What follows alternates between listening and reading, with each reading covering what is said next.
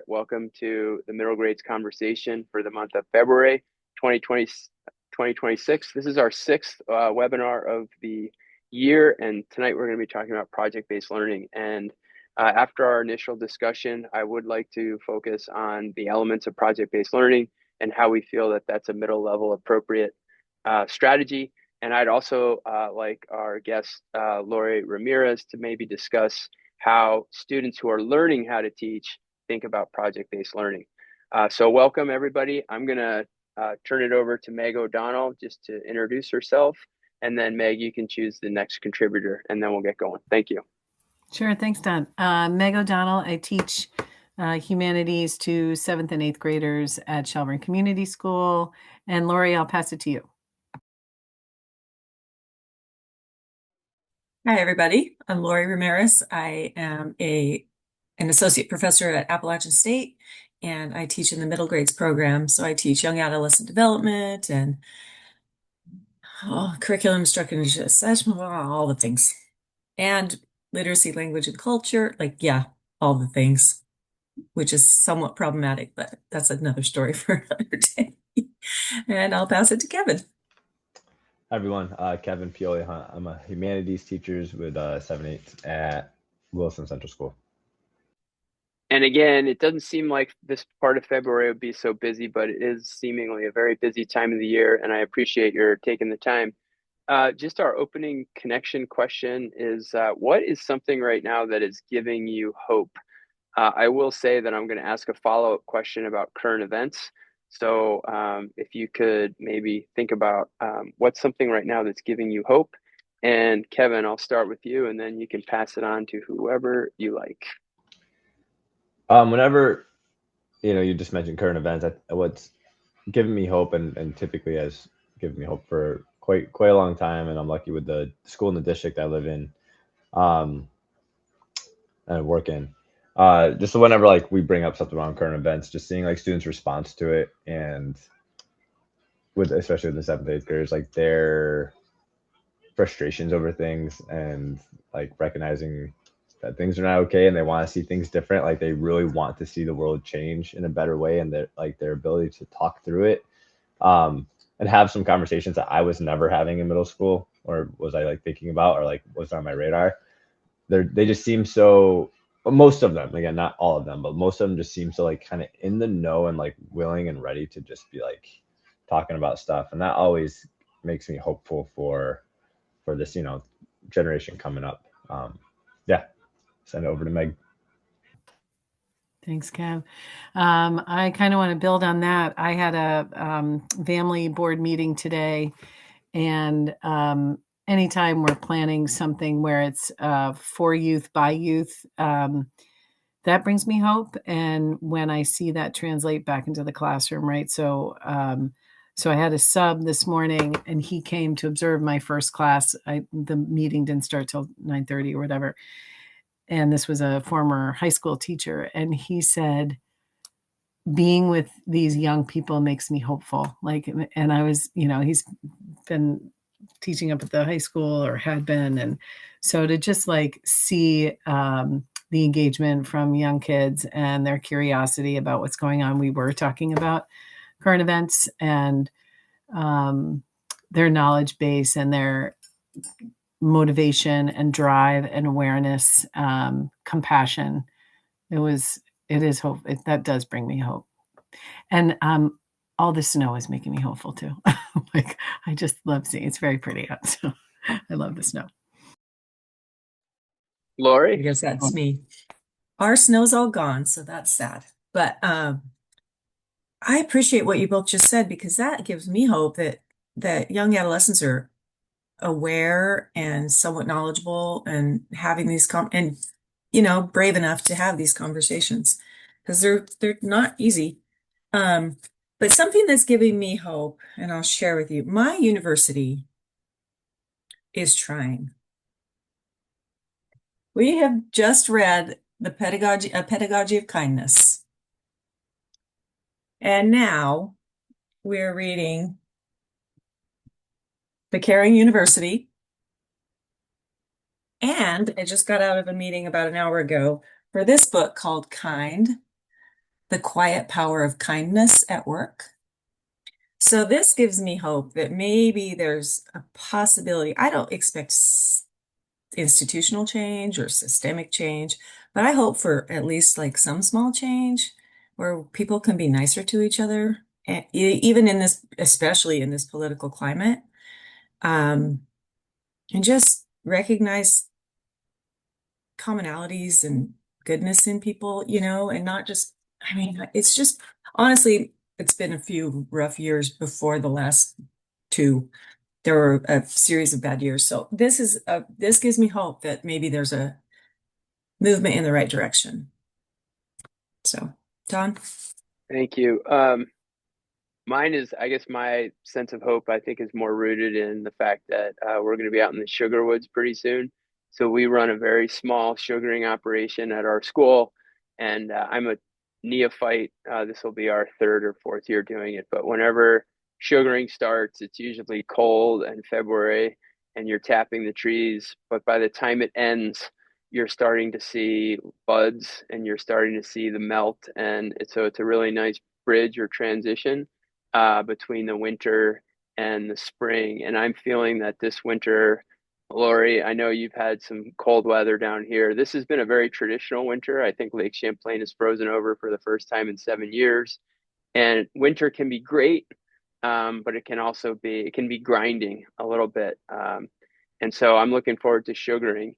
Um, the other thing that this is a little bit odd, but Lori, something that you said kind of triggered this, something that gives me hope. I was actually watching the NFL playoffs 2 weeks ago, and one of the production managers in the NFL championship game, as they transitioned to commercial, they played the Grateful Dead's Throwing Stones, which I was like, wait a minute, what?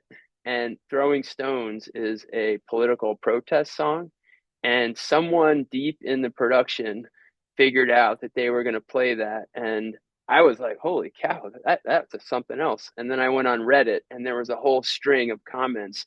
They just played Throwing Stones on the, and so I think, and also I think the Bad Bunny performance gave me a lot of hope because I feel like my daughter, I came downstairs last week and Bad Bunny's playing, and I was like, "Oh, is this Bad Bunny?" And my daughter was playing it, which just shows you that good music and culture transcends bigotry and racism. And so I thought that was just something that I just thought it was cool, And also, sorry to go a little bit. I don't know if you watched the Bad Bunny, but did you see how he had the power poles as his props? And to me, that was just such an eloquent, pointed statement about how the people of Puerto Rico have been treated with a basic necessity. And I thought that was very clever and smart. And I think it was really well done. But in that context, I do feel like I have to ask people about the current events and what your learning community is doing to support vulnerable populations. And, this is recorded, and I want to just kind of say that. And you don't have to be specific. I can start.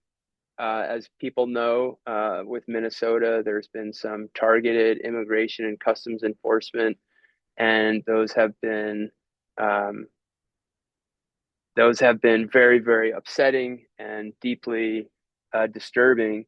And our school, we just had on Monday, we had a presentation about sort of the fourth, I guess there's four themes, mostly based around student safety and protecting the ability and opportunity of students to access their education.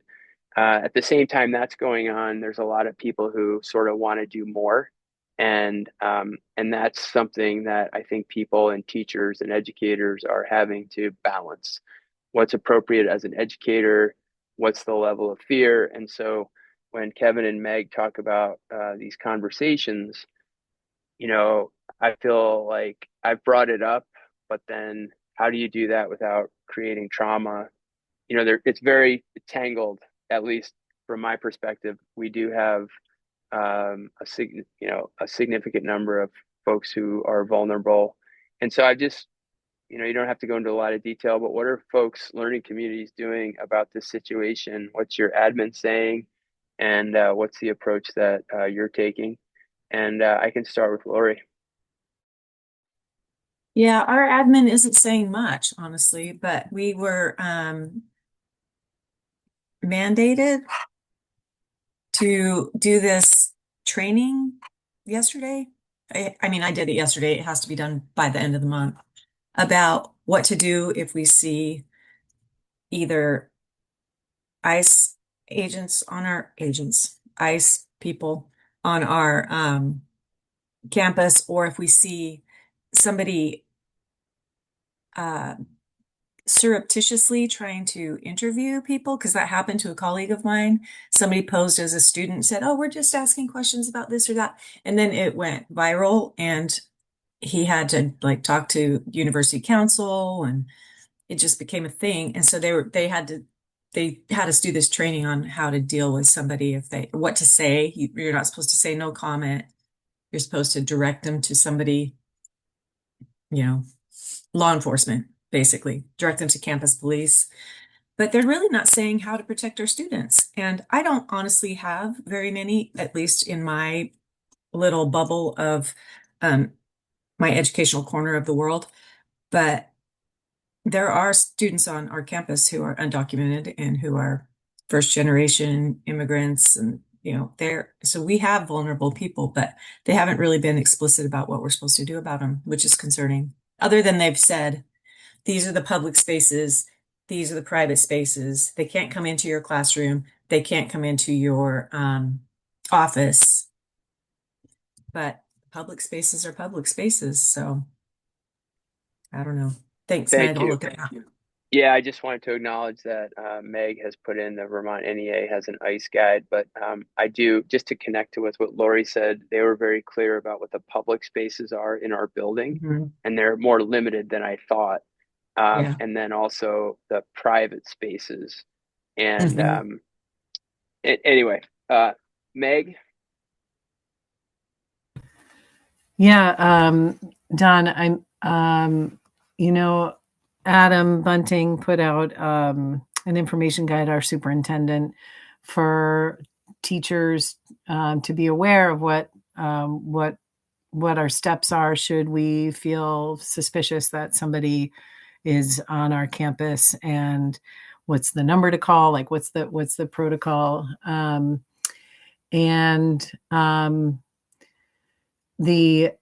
We had a meeting last week for our association had a meeting last week and shared some of the resources from Vermont NEA, to the point where they gave us like this little pocket, like half sheet of paper that's basically, a note card that just says, here's the hotline to call, here's the number to call, here's the steps, and to not to do everything you can not to escalate, but to also be very clear about,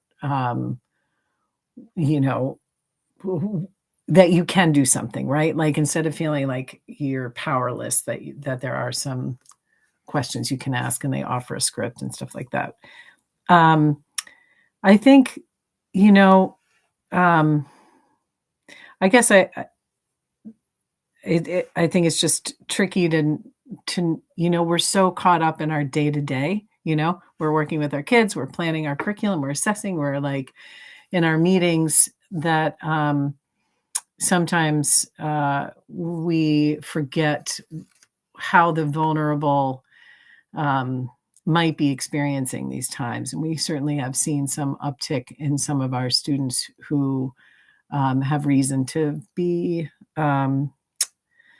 to feel very fragile and feel very vulnerable and feel very anxious. And, I guess it just goes back to what we know about our roles as educators, and being that constant support of love and unconditional, supporting them, engaging in conversations, hearing them out, without necessarily naming, right? Like without necessarily saying, are you feeling fearful, or, it's more just like, hey, how you doing? Right. Like, and let's see if something comes up from their perspective, I guess. So yeah, sometimes I'm never sure, like, if what I hear is actual truth. Like, sometimes people say somebody was on campus or something happened, and I just try not to admire too much of it, because I just don't know, like, what's actually happening, what's true, what's rumor, so trying to be clear-headed and being a good listener, I guess, is really just where I sit with that. Okay. Yeah, I mean, Meg said most of it because we're in the same district. It's been nice to have Adam be transparent with things. I know he sent us like the CVSD response, and I don't know, Meg, is that appropriate to share? Right? It's a Yeah, I public think so. document. Yeah, it's a public I document. can pop that in the chat, so you guys can get eyes on it too. Don, I'm not sure if has any of that gone out to parents and families, or this one I wasn't sure if this is more internal, just with staff. I'm not aware. Lori, just so you know, Kevin and Meg teach in a larger district that's part of Chittenden County, which is the largest, most populated county in Vermont. And actually, my daughters go to those schools. And so the one that I really, the most recent missive that I remember is that their district was getting, I guess, targeted because of their LGBTQ plus trans position on allowing anybody to play sports. And then they have been sending us, updates, but I don't know if they gave us what's supposed to happen if they come on campus. We also, just to add on, I might have omitted this, but we also got, this is what you're supposed to do. Talk to admin right away. And then they actually started talking about going into not quite a lockdown, but a hold, where they just kind of hold everybody in place and make sure all the students are accounted for. Sorry, Kev, go ahead. No, that's great. Yeah, so it's I guess I love like how steadfast he's been with like communicating with us. I think our frustrations with some of the teachers lie in I think some of the transparency with families and our students, because like we still haven't had, and Meg, I don't know if this is the same for you, but since the first killing in Minnesota, like we haven't had like a community circle just like debrief the moment as a staff and like with our students. Like typically with things like this in the past, at least at Williston, I feel like we'd get these scripts and we'd have a community circle and there'd be talking points, and it's just kind of been hush hush, which really surprised me and is really that doesn't make me feel hopeful in terms of the adult side of things. I'm like, we need to be talking about this stuff, or at minimum acknowledging it with our students, because we have so many kids who come into school fearful, like, and we're just pretending like, all right, that thing is over there that's not here, so we're just not going to talk about it, and that feels really icky for a lot of us. And that's where I just like wish there was clear communication home and just to our students. Like, I'd love to read this document to my kids, but like, here is like what we're getting from the top in terms of our response and how we are going to protect you. Like, this is what we're going to do. And so there's that piece of it. But I do really, again, I think that might be at the more like building level. I do really appreciate Adam, just like our superintendent. He cares about kids and he puts it right out there. He doesn't like get political wishy-washy with what he's saying. Like when that whole investigation came up with that Title IX piece and the LGBTQ plus, he wrote his quote down. It says, "I want to assure you and all of our students that we remain steadfast in our commitment to honoring the identities of every one of our learners." And it's like he'll just say that and stand by it. And he's somebody that's like, I will die on this hill. Like I'll lose my job over this if I have to. In order to protect our kids. So I appreciate that. I just really wish that messaging was constant and like just being perpetuated from us to our kids too, and just hearing it, just like as important as it is, whenever, I feel like I've been trying to do this more and more over the years as I've gotten more years of experience of just being able to sit with kids and just say like, I really appreciate all of you. Like I love and care about you, and just like have them hear that. Cause I think there's so much power in just saying something out loud and having them hear it versus just assuming like, oh, they're going to assume my best intention because we, talk about ththese things and have some content, but just like to name it sometimes and just to be super black and white. I feel like our kids need that. They need to hear from us. We will protect you and we love and care about you. And it's really weird to me that that's not in a directive from our building leadership or elsewhere of being like, hey, everybody in your advisory, say this, tell your kids this. It's I think that's more important Yeah. than a lot of the things that we talk about. Can you say that? I mean, can you share that with them or no? I mean, I would. I don't know. I know I do things I'm not supposed to do all the time, but Yeah. I don't ask. I just wait Right. to get. Yeah.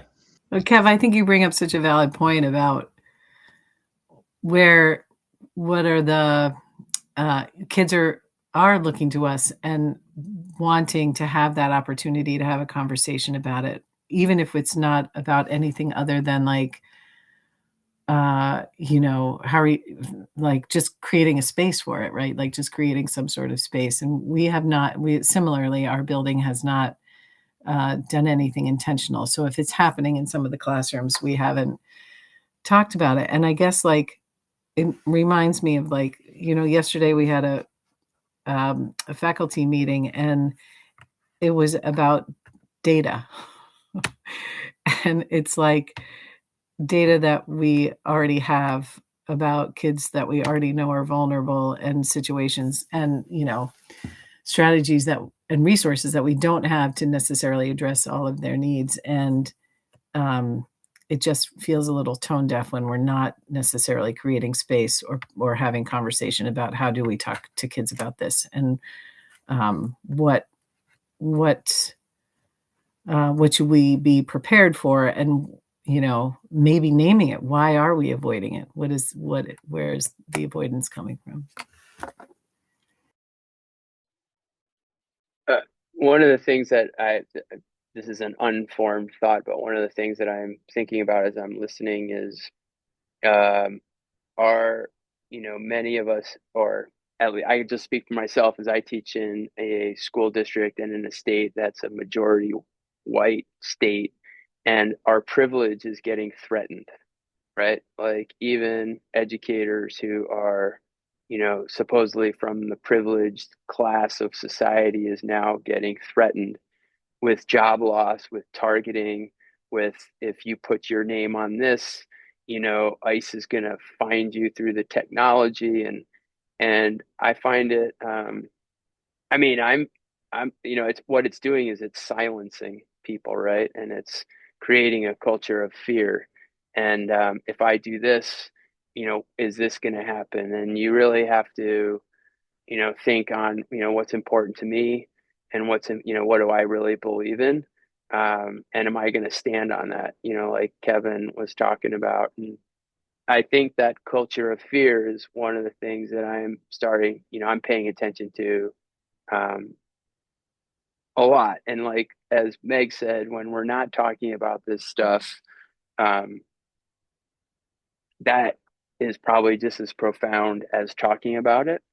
And so it's just an observation. But thank you all for your thoughts. I don't want to kind of cut the conversation off. I do wonder if we can bridge what we're talking about now to this idea of project and community-based learning, because one of the things that has been pretty profound for me is hearing how in Minnesota, their community groups are getting together to provide food, to provide healthcare for people who are vulnerable and who can't access it. And personally, we run a sustainability group here. We do a lot of cooking for the community with gleaned food or food that otherwise would be wasted. And we're sending those out to food shelves. And I've asked the people who are social workers, if you know of families that are vulnerable, can we be packaging and providing more food for them? Because maybe they don't want to go to the food shelf or they're not going grocery shopping. And so if it's okay with folks, I just want to think about, well, how do we take what's happening now and transform it into learning experiences for kids where they're able to, in a safe environment, they're able to think about what's happening, maybe to take action in some sort of project or community-based learning environment. And one reason I think that's so important, Lori, we have a community close to us called Winooski, who has a much greater immigrant or non-native born population than the rest of Vermont. And they've really marshaled their resources and their local community groups that have been working on these issues for years. And they're kind of creating a coalition of opposition to what's happening. And I'm just wondering if people are thinking about community-based learning within the context of what's happening in our world today. And if so, what might that look like? And then to Lori, who works with young teachers who are learning how to teach, is this something that is creeping into your curriculum? I'm going to start with Meg, because I know Meg has done a lot with anti-racist education and current events and integrated curriculum. And again, Meg, the question is, how do you see project or community-based learning fitting into our educational models in the space where we are now? Yeah. Such a ripe opportunity, right? So I think, there's so many thoughts going through my head because I'm not actually in a project-based unit right now. And it's got me thinking about how do I pivot what I'm doing, right? Like when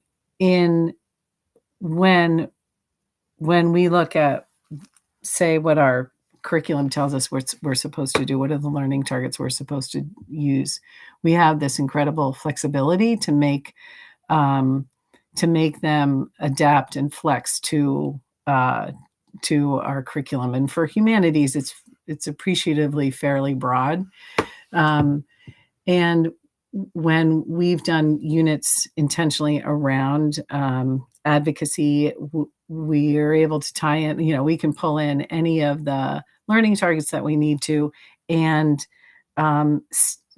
still make the learning relevant and build community partners with, in our community, it's with Shelburne Farms, it's the Shelburne Food Shelf, it's Shelburne Museum, it's housing, local housing organizations. So we do have this opportunity. And the reason I'm saying that is because I'm thinking about Lori, I'm thinking about, all right, like the young people that are out there that, or even just new teachers that feel like they have to lock into this path because this is what we're told to teach. And I think anything can bend towards what's happening today, what's relevant today, what are you aware of that is a need in your community? What are you curious about for that community? And really tugging on kids' questions and curiosities and compassion. We're seeing them. They want to do something, especially, middle schoolers, 11 to 14-year-olds. They see themselves as advocates. And that gets fostered through the structures that we put in place. We have a Cultivating Pathways group that's never been bigger. We've got more kids involved in that, and that's giving up their lunch and recess. Granted, some of them don't want to go outside in the cold, but, so in the ideal, it happens in the classroom, but sometimes it is those external groups or lunch bunches or whatever it is. Sometimes it's community folks that are saying, hey, we could use a couple of students to help us with, these different events that are taking place. And, once you open that door, it seems like they just keep coming. These opportunities come because they see, here are educators that are willing to think outside of just what we're being sort of told to do, or what we're staying within the lanes of what feels like we have to teach this way, right? So I think it's about taking a risk and being a little courageous to try something that feels relevant and meaningful for them, and asking them, right? Finding out from them what they want.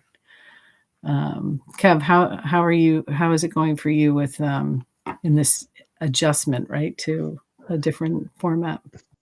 Yeah, and this is one area I found a lot of like significant challenges with, and it's made me mindful of all the times I've spoken so, I don't know, big about PBL and like just do what you can do in your classroom and control it. And now I'm realizing like what a gift I had working with, 14 years on a team that everybody was so bought into it, and it just was our culture.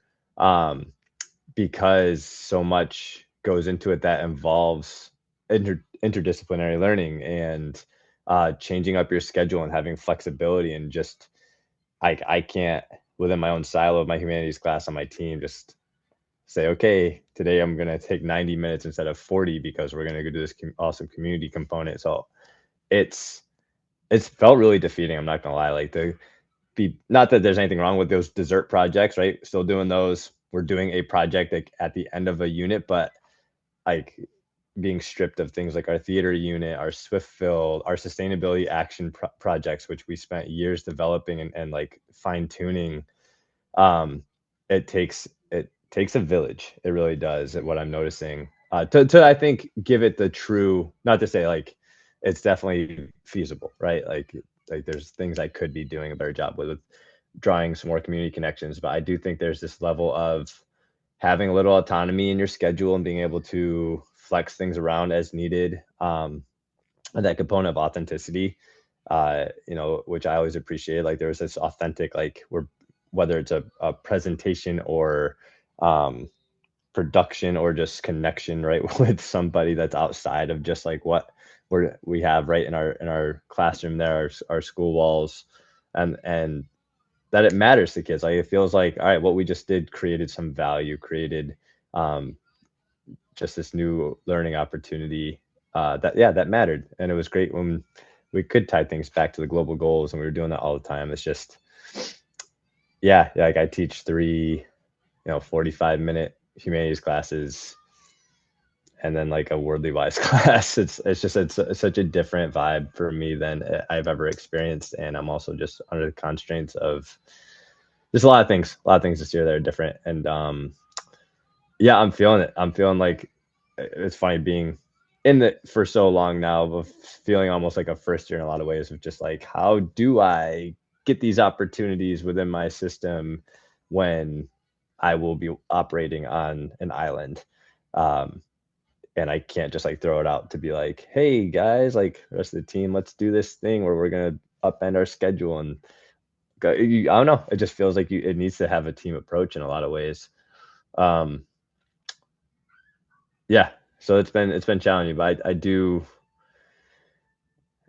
coming up, I partnered with our student engagement. Well, I think she used to be the DEI. I don't know Big A3's official title, Meg. She's wonderful and amazing Yeah, I in our think they're like district. community liaison or community partner.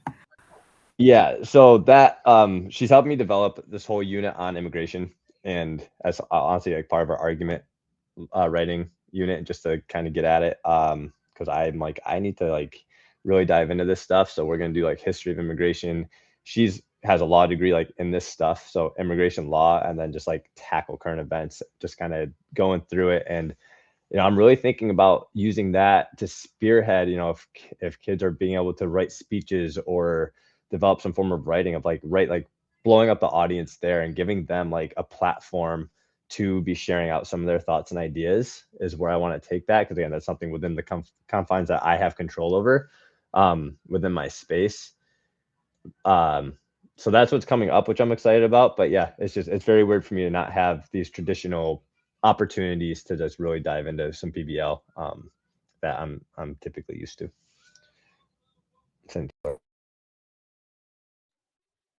Well, I don't really have a lot of opportunity to do like true PBL, because only have my students for an hour and 15 minutes every other, like twice a week. And our group this time is so small. We only have 10 students in our whole middle grades program. That's the incoming group. The outgoing group has 18, and then the online group has like 12. I mean, we're a very small program. So we don't have a lot of opportunity. Like if we were the elementary program, that's, hundreds and hundreds of students, um, they have a lot more opportunity to do like service learning projects and things out in the community. We just don't have that many students and that much dedicated time.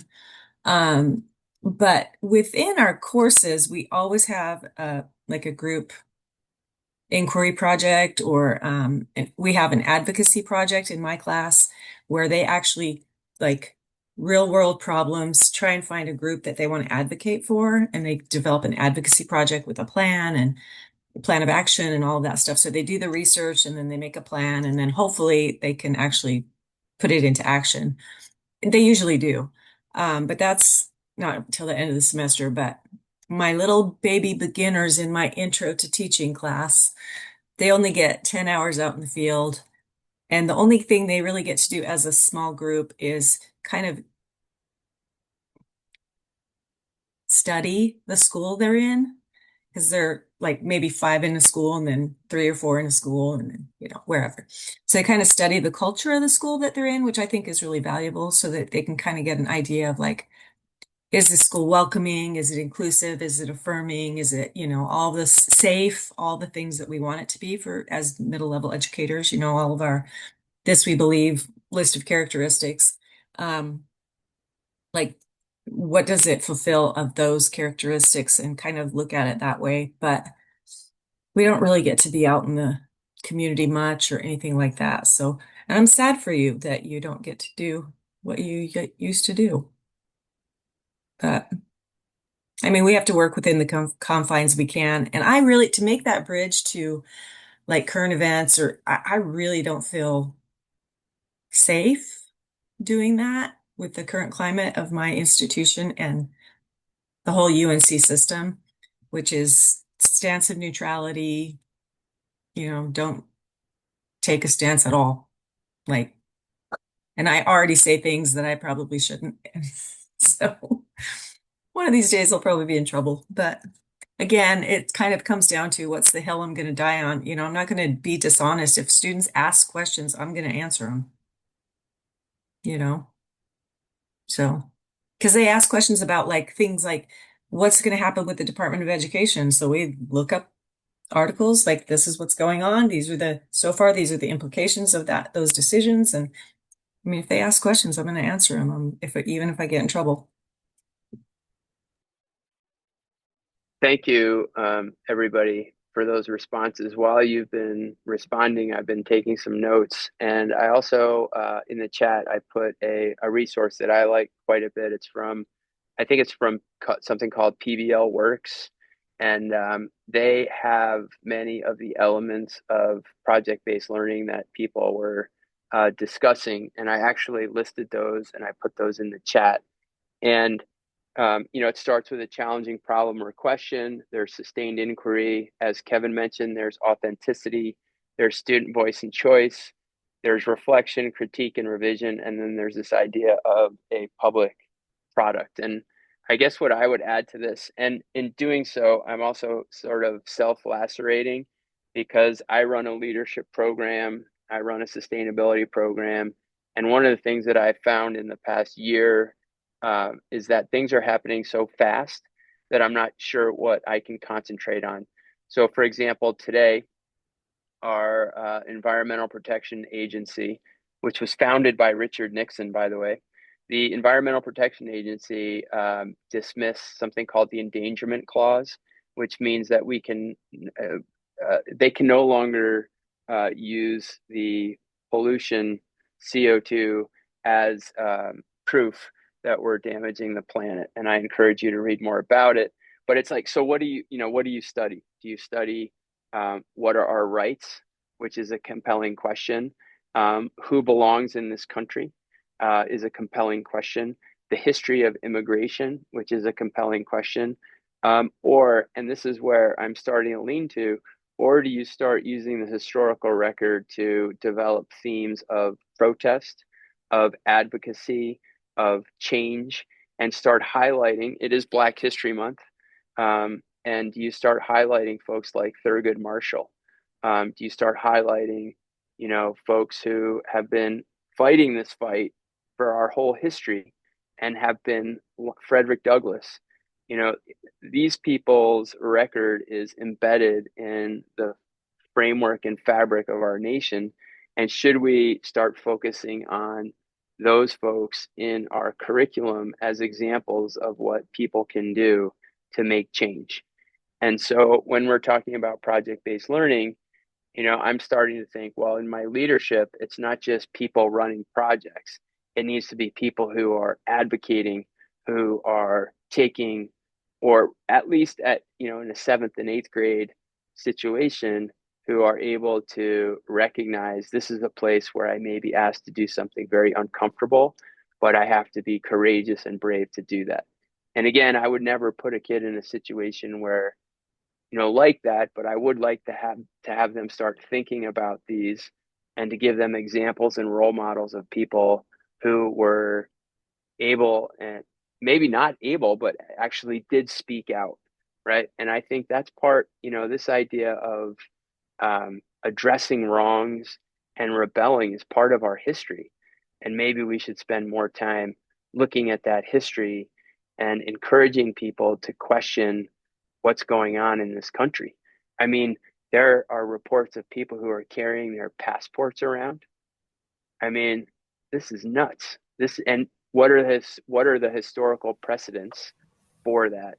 And I think that those are all very, very important things in a way that's appropriate for middle level students. But as I'm listening to you folks, I'm thinking to myself, maybe I need to really start looking at what I'm doing with our students in terms of advocacy and what skills do those students need for that type of work. The other last piece I'll say is, what about community partnerships, right? Like how important, Kevin mentioned a lawyer who comes, we have people around who are experts and who can come in and state the facts and be like, this is the deal and this is what I know about this, and they're able to address it for kids. And I think not only does it give kids hope, but it also gives kids examples of careers and people who are doing the really good work. The last thing I'll say is, while you were speaking, I know that there are a lot of kids who may be undergoing trauma around these issues and what they're seeing.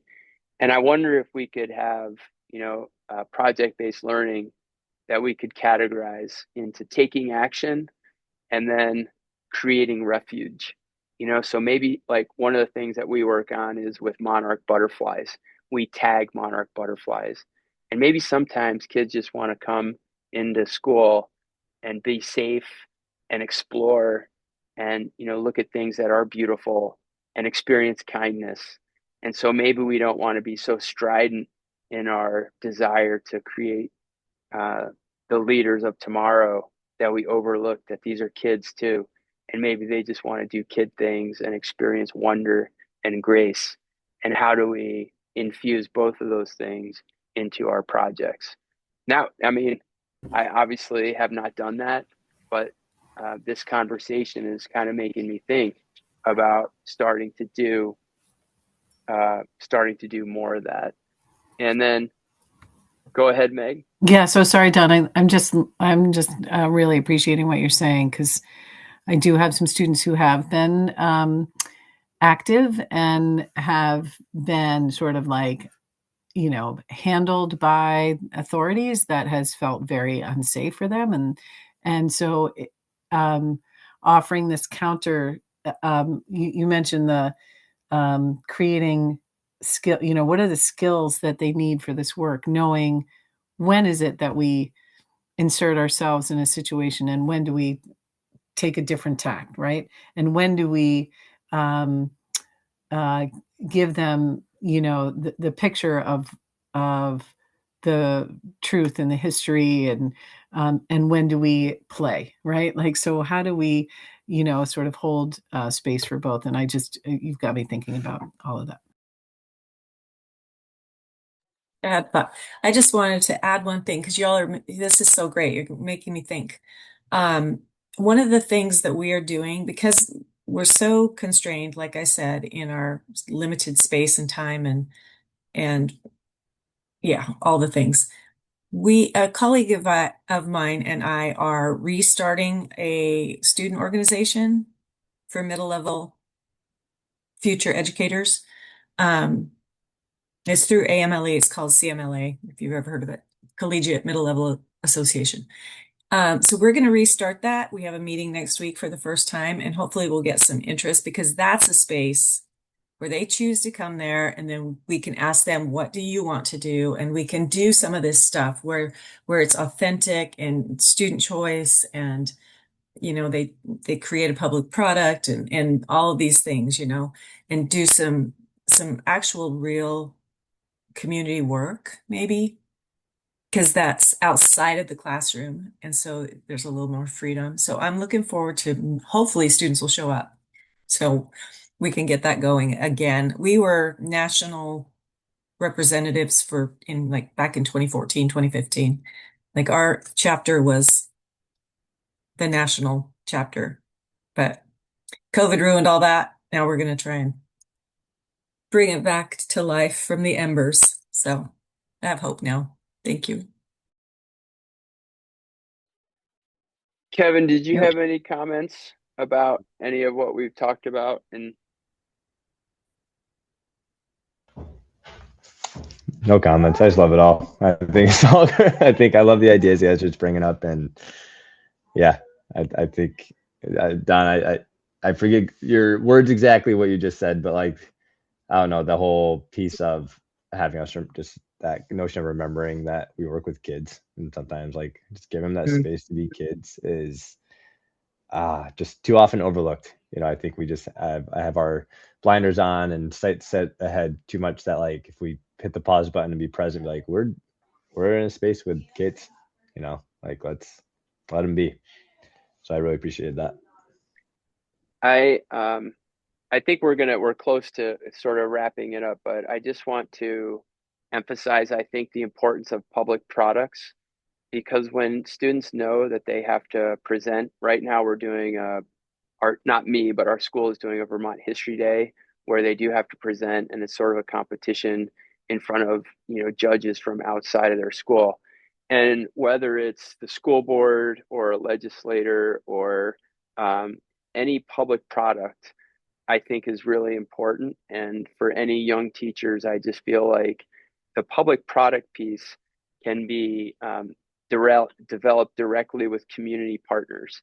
And so I don't know if Meg or Kevin has any input on this, but for me, I've always found the most benefit is when you connect with community partners sort of year after year, and that you develop relationships with them. I think Meg alluded to this, that once you develop a really strong community partnership, that is going to lead organically to all these other people and organizations that they're connecting with.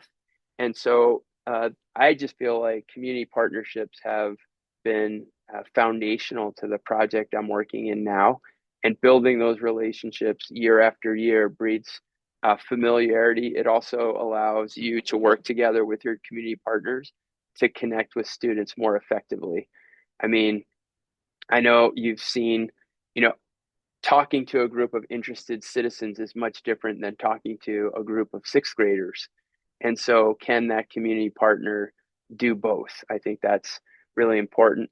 Um, the last question I had, I'm not going to ask it, I'm just going to sort of pose it because it relates a little bit to what Kevin was saying. What are some traps or things to watch out for?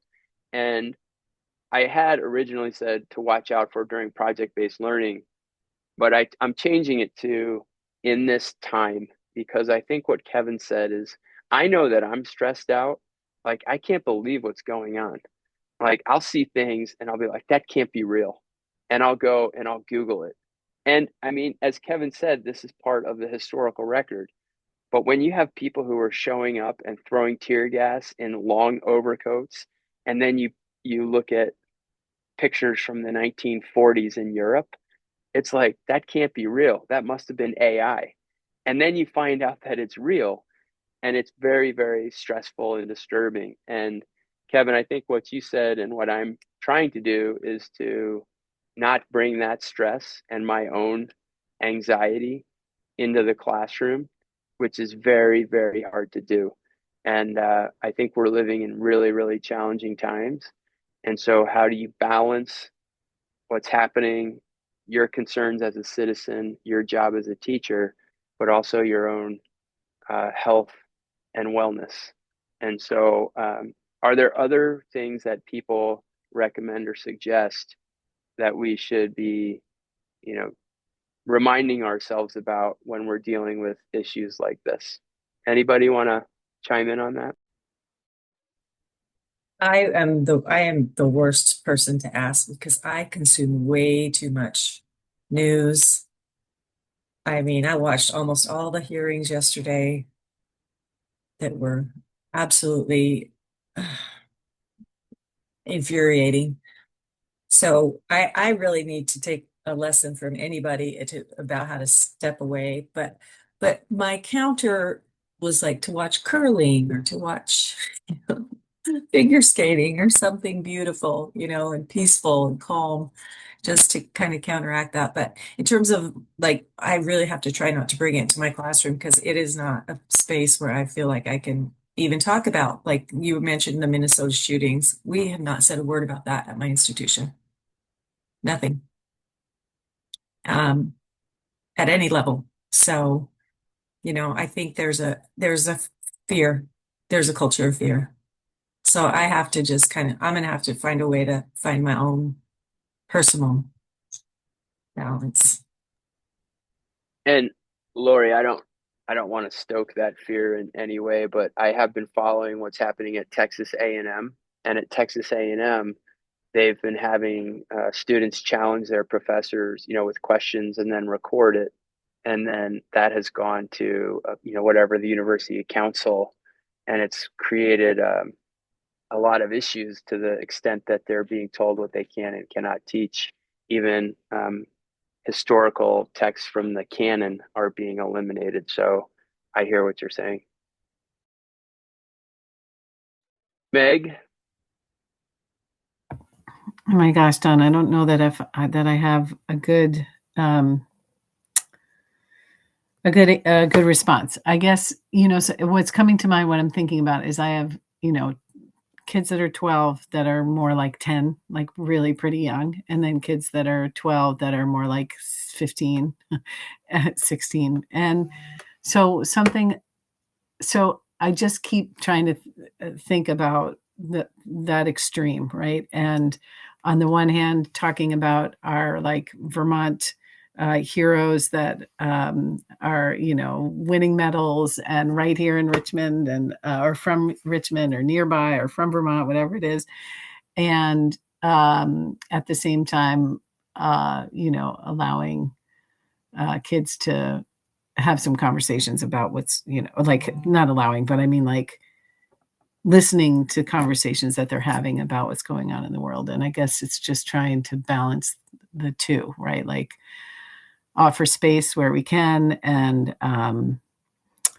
we can't bury our heads, but we also can find ways to be balanced, modeling balance for them, right? Like, let's go for a walk, let's go outside, let's bake something, like trying to do something that will just at least offer some of those skills of like, what do we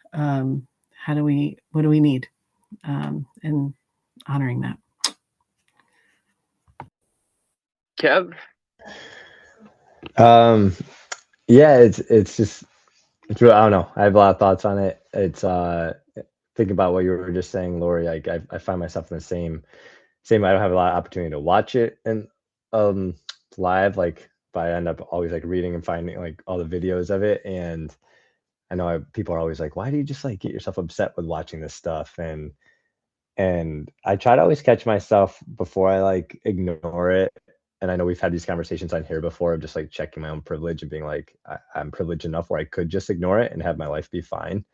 But like by watching it and getting myself frustrated and angry and sad, like, and keeping those emotions as much as they suck to bear at times, like at the forefront, like keeps you wanting to be an activist and doing the right thing. So that's like kind of a self mantra I always have to be, is like check your privilege before you just turn something off because it's a lot. But yeah, it is that challenge, right, of then bringing it into school and like Meg's saying, like finding that space to have those conversations with a huge range of learners and thinking about, your students with disabilities and like how students are going to understand any of the concepts.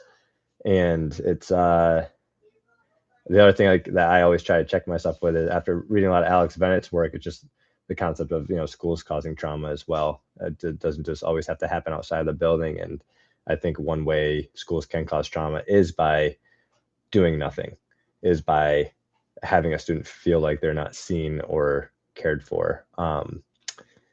So which is, again, giving me that feeling like, yeah, I think a big piece of this needs to be addressed in some way, in some capacity. So, because these kids are coming in feeling fearful, and it's like, yeah, it's a statement to have us not say anything, for sure.